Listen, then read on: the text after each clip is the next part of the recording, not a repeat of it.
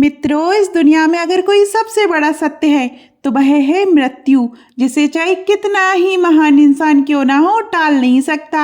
आपने देखा होगा कि हिंदू धर्म में जब भी कोई व्यक्ति इस संसार को छोड़कर जाता है तो उसके सबका अंतिम संस्कार अर्थात दाह संस्कार किया जाता है। लेकिन क्या आपने कभी सोचा है कि परिजनों द्वारा अंतिम संस्कार किए जाने के बाद मृत आत्मा के साथ क्या होता है? नमस्कार मित्रों, स्वागत है आपका परंपरा और प्रतीक्षा चैनल पर। मित्रों, गरुड़ पुराण में बताया गया है कि मृत्यु के बाद आत्मा को दो यमदूत केवल 24 घंटे के लिए यमलोक ले जाते हैं। इन 24 घंटों के दौरान मृतक के परिजन उसके शरीर का अंतिम संस्कार और अन्य कर्मकांड करते हैं। इस समय आत्मा को उसके द्वारा किए गए सभी कर्म दिखाए जाते हैं। इसके बाद यमदूत आत्मा को वापस उसके घर छोड़ देते हैं। इसके बाद 13 दिनों तक आत्मा अपने परिजनों के बीच ही रहती है, यानी 13वीं तक आत्मा अपने परिवार के आसपास ही विचरण करती है। इसके बाद आत्मा को 3 मार्ग दिखाए जाते हैं। इनमें से किस मार्ग पर आत्मा जाएगी ये उसके जीवन में किए गए कर्मों पर निर्भर करता है। मित्रों, पहला मार्ग अर्ची मार्ग कहलाता है, जिसे देवलोक यानी स्वर्ग की यात्रा का मार्ग माना गया है।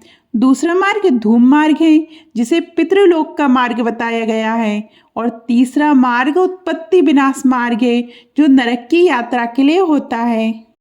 अपने पाप और पुण्य का निर्धारित समय तक फल भोगने के बाद आत्मा को फिर से शरीर प्राप्त होता है। इतना ही नहीं, मृत्यु के बाद जीवात्मा को यमलोक के मार्ग में कई प्रकार की बाधाओं का सामना करना पड़ता है। इन्हीं बाधाओं में से एक है यमलोक के मार्ग पर स्थित बैतरणी नदी। ऐसा माना जाता है कि पुण्य आत्मा इस नदी को बहुत आसानी से पार कर लेती हैं, लेकिन पापी आत्मा इस नदी में भयानक यातनाएं सहती हैं। गरुड़ पुराण में बताया गया है कि पक्षीराज गरुड़ श्री हरि से पूछते हैं, हे प्रभु, मृत्युलोक और यमलोक के बीच स्थित बैतरणी नदी से जीवात्मा का क्या संबंध है और इस नदी में उसे कैसी सजा मिलती है? इसके उत्तर में भगवान श्री हरि कहते हैं, हे गरुड़, जो भी पापी आत्मा इस नदी में प्रवेश करती है वह रक्त रूपी जल में ऐसे गलने लगती है जैसे घी पात्र में पिघलता है। इस नदी का रक्त रूपी जल कीटाणुओं और नुकीले जीवों से भरा होता है। साथ ही ये नदी घड़ियाल, मगरमच्छ और अन्य अनेक हिंसक मांस भक्षी जीवों से भरी रहती है। जैसे ही पापी आत्मा इस नदी में प्रवेश करती है उसे 12 सूर्य के समान तीव्र गर्मी का अनुभव होने लगता है। इस पीड़ा से व्याकुल होकर पापी आत्मा चिल्लाती है, रोती है और करुण विलाप करने लगती है। जब पीड़ा असहनीय हो जाती है तब वह आत्मा उस भयानक स्वरूप भयानक रक्त रूपी जल में डूबने लगती है।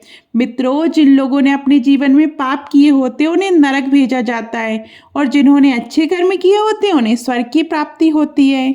बुरे कर्म करने वालों को नरक में दंडित किया जाता है, वहीं अच्छे कर्म करने वालों को स्वर्ग में सभी प्रकार की सुख सुविधाएं प्राप्त होती हैं।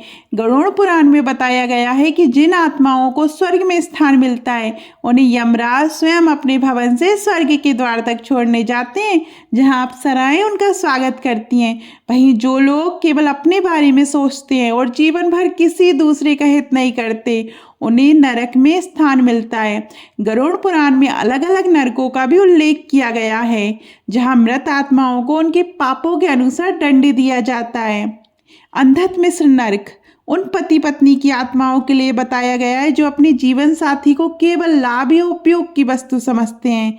इस नरक में उनकी आत्माओं को अत्यंत पीड़ा दी जाती है। वही तामिस्त्र नरक में उन लोगों को स्थान मिलता है जिन्होंने अपने जीवन में दूसरों की संपत्ति हड़पी होती है। यहाँ उन्हें तब तक मारा जाता है जब तक वे बेहोश ना हो जाएं और होश में आते ही फिर वही यातनाएं दोहराई जाती हैं। ये सिलसिला तब तक चलता रहता है जब तक सजा की अवधि पूरी ना हो जाए। कुंभपाकम नरक में उन लोगों की आत्माओं को लाया जाता है जो अपने शौक के लिए पशु पक्षियों की हत्या करते हैं। यहाँ उन्हें खोलते तेल में उबाला जाता है। वहीं असिताम्र नरक में वे लोग आते हैं जो अपने कर्तव्यों से मुंह मोड़ते हैं और जिम्मेदारियों से भागते हैं। इस नरक में उनकी आत्माओं को चाकुओं से छलनी किया जाता है जब तक वे बेहोश ना हो जाएं। गरुड़ पुराण में कालसूत्र नरक के बारे में भी बताया गया है, जहां उन आत्माओं को लाया जाता है जिन्होंने अपने जीवन में कभी बड़ों का आदर सम्मान नहीं किया होता। यहाँ उन्हें अत्यधिक गर्मी में रखा जाता है जब तक उनकी सजा की सीमा पूरी नहीं हो जाती। तो मित्रों, आपने देखा कि अंतिम संस्कार के बाद आत्मा के साथ क्या क्या होता है। साथ ही ये भी जाना कि कर्मों के आधार पर आत्मा को स्वर्ग या नरक में स्थान मिलता है। आज की इस वीडियो में बस इतना ही। हमें उम्मीद है कि हमारी इस प्रस्तुति के माध्यम से आपके कई प्रश्नों के उत्तर आपको मिल गए होंगे। धन्यवाद।